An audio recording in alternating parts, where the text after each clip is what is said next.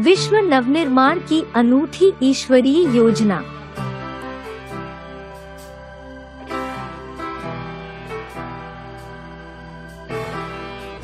सर्व आत्माओं का पिता एक है, वह तो गॉड फादर है, जिसके अलग अलग नाम रूप दे दिए हैं, लेकिन अलग अलग नाम रूप होते हुए भी एक रूप ऐसा है जो हर धर्म में मान्यता प्राप्त करता है। कैसे? अपने भारतवर्ष में ज्योतिर्लिंगम माने जाते हैं, रामेश्वरम वगैरह। कहते हैं राम ने भी उपासना की। राम को भगवान मानते हैं, लेकिन उपासना किसकी की? शिव की उपासना की, तो राम भगवान या शिव भगवान शिव ही हुए। ऐसे ही गोपेश्वरम मंदिर भी बना हुआ है। गोप कृष्ण को कहा जाता है। इससे साबित हो गया कि कृष्ण भी भगवान नहीं थे, वास्तव में उनका भी कोई ईश्वर है, जिन्होंने उनको ऐसा नर से 16 कला संपूर्ण बनाया।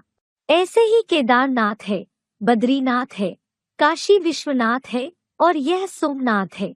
इन सभी मंदिरों में इस बात की यादगार है कि यहाँ उस निराकार ज्योति को ज्योतिर्लिंगम के रूप में माना जाता है। नेपाल में पशुपतिनाथ का मंदिर है। कलियुग के अंत में सभी मनुष्य मात्र पशुओं जैसा आचरण करने वाले हो जाते हैं। उन पशुओं को भी पशु से या राम की सेना बंदरों से मंदिर लायक बनाने वाला वही निराकार शिव बाबा है। अच्छा, हिंदुओं की बात छोड़ दीजिए। मुसलमान लोग मक्का में हज तीर्थ यात्रा करने जाते हैं।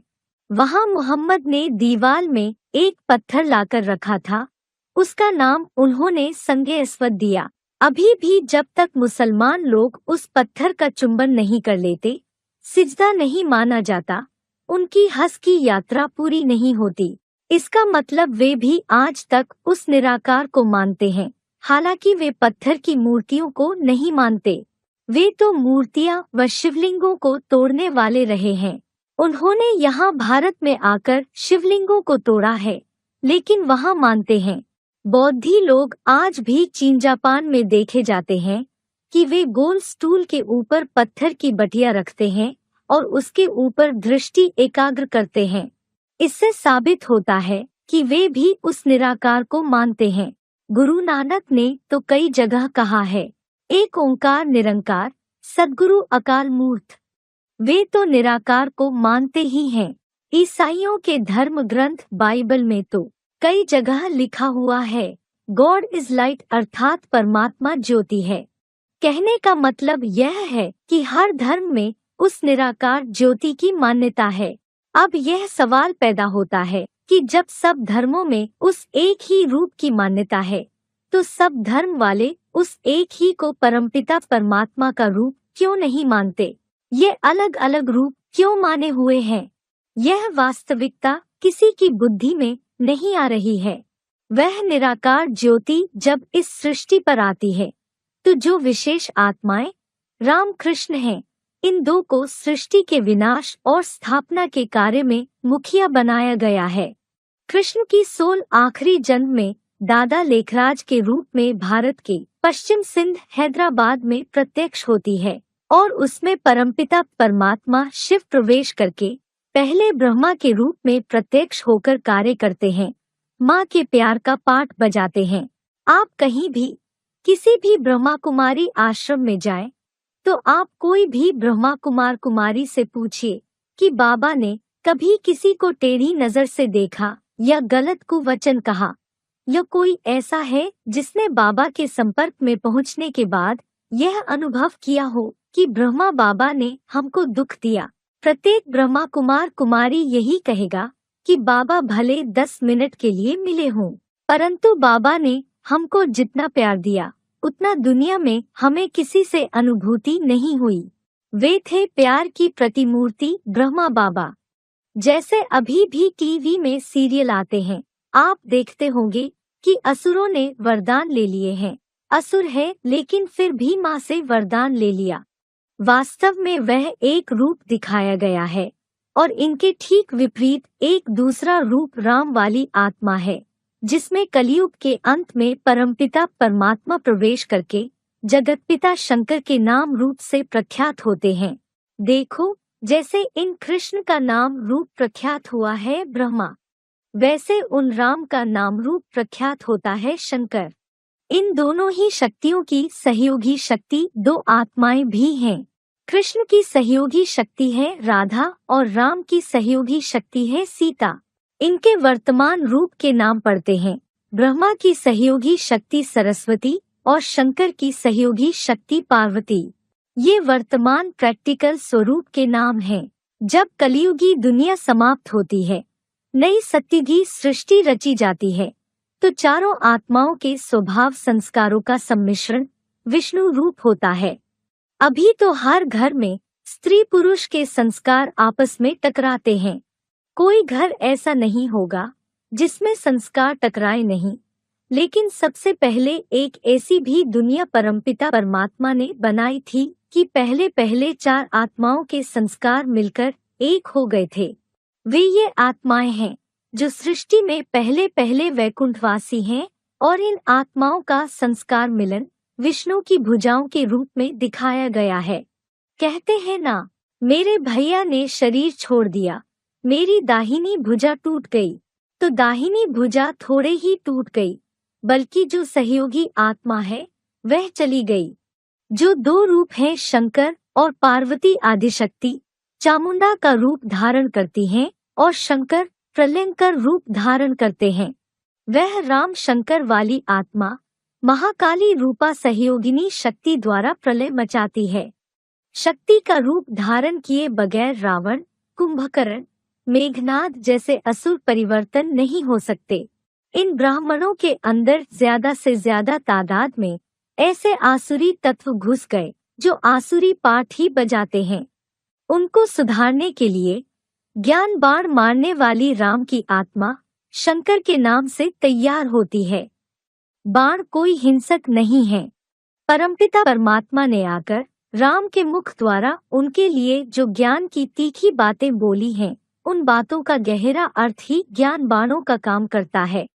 हमको तो वे महावाक्य प्यारे लगते हैं, लेकिन उस तरह की जो आसुरी ब्राह्मण आत्माएं परिवार में घुसी हुई हैं, उनको वे हिंसक बाण लगते हैं, उनको हृदय में घाव पैदा कर देते हैं। तो इस तरीके से ये जो माता पिता के लव और लौ के दो रूप हैं, उनमें यह तीसरा रूप समाया हुआ है, जो ब्रह्मा सरस्वती शंकर और पार्वती रूपी चार आत्माओं का सम्मिश्रण ही विष्णु कहा जाता है। बाकी ऐसा कोई व्यक्ति संसार में कभी हुआ नहीं है जो चार भुजाओं का रहा हो या 10 सिर का रावण रहा हो।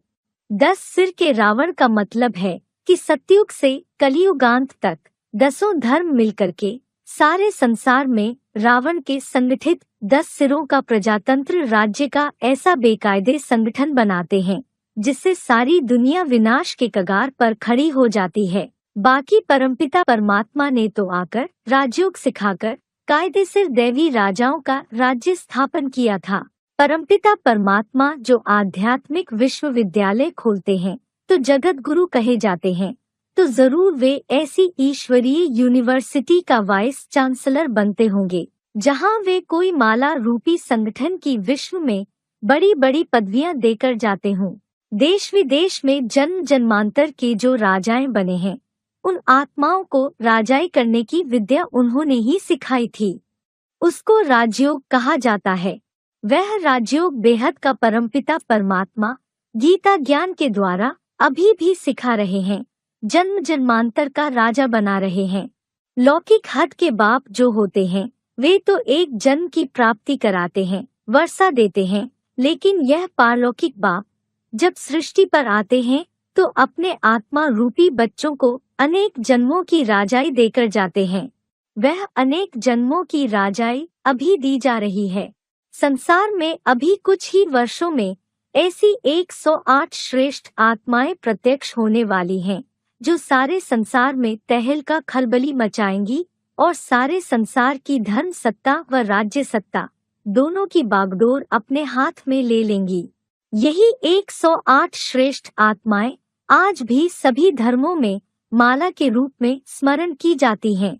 जब सारी दुनिया माया के पंजे में फंस जाती है, तब वे चेतन ज्ञान सूर्य परमपिता परमात्मा इस सृष्टि पर आते हैं। माया का पंजा कोई स्त्री नहीं है। काम, क्रोध, लोभ, मोह, अहंकार, ये 5 विकार मनुष्य के अंदर भरे हुए हैं। उन 5 विकारों में सारी दुनिया जकड़ गई है। आज एक भी मनुष्य ऐसा नहीं है जो इन 5 विकारों की जकड़ से बाहर हो। जब सारी सृष्टि की ऐसी अत्यधिक बदतर हालत हो जाती है, तब परमपिता परमात्मा शिव बाबा आते हैं, जिसकी यादगार में यह महाशिवरात्रि मनाई जाती है। इस महाशिवरात्रि में जब परमपिता परमात्मा शिव आते हैं, तो दुनिया में चारों तरफ अनेक धर्म फैले हुए होते हैं। उन धर्मों में धर्म के नाम पर वितंडावाद ज्यादा है, ज्ञान कुछ भी नहीं है। ज्ञान के नाम पर अज्ञान ही अज्ञान सुनाया जाता है और पैसे व दिखावे को ज्यादा महत्व दिया जाता है। जो धर्म की स्थापना का कार्य है, धारणा की बातें हैं, वे ना के बराबर होती हैं। तब ज्ञान सूर्य परमपिता परमात्मा इस सृष्टि पर आकर उस अज्ञान अंधकार का विच्छेदन करते हैं। इसलिए उसकी यादगार में भारतवर्ष में माघ मास को अर्धरात्रि में महाशिवरात्रि मनाई जाती है। जब आखिरी मास होता है, सृष्टि का आखिरी टाइम होता है, कलयुग का अंत होना होता है, तब दुनिया में अज्ञान अंधकार चारों तरफ फैला रहता है। जैसे शक्तिमान सीरियल में आता है, अंधेरा कायम रहेगा। असुर तो यही चाहते हैं कि देह अहंकार का अंधेरा कायम रहे, दुनिया अज्ञान में रहे और हम अपना काम क्रोधादि की इंद्रियों से आसुरी काम बनाएं। तो ये काम क्रोध, लोभ, मोह, अहंकार है असुर, जिनका मुखिया है काम विकार। उस काम विकार को परमपिता परमात्मा आकर सबसे पहले शंकर के चोले के द्वारा ही भस्म कराते हैं। हमने समझ लिया कि काम विकार कोई देवता का रूप होगा, उसको कामदेव नाम दे दिया, लेकिन वास्तव में वह कोई अलग से देवता नहीं होता। यह हमारे अंदर की ही कुप्रवृत्ति, कमजोरी व विकृति है, जो अपने अंदर से उस शंकर देव ने पहले भस्म की थी। भस्म करने वालों में नंबरवार होते हैं, लेकिन जो उसको सबसे पहले भस्म कर लेता है, वह बात शंकर के लिए दिखाते हैं। उनका ज्ञान का तीसरा नेत्र खुला और काम विकार भस्म हो गया। वह कोई बाहर का काम विकार थोड़े ही था, यह तो आत्यंतिक तामसी कलयुग में उनके अंदर की ही चीज थी, जो उन्होंने भस्म कर दी, नष्ट कर दी। जब मुखिया भस्म होगा तो बाकी ये जो 4 चोर डकैत हैं, वे तो अपने आप ही भाग जाएंगे।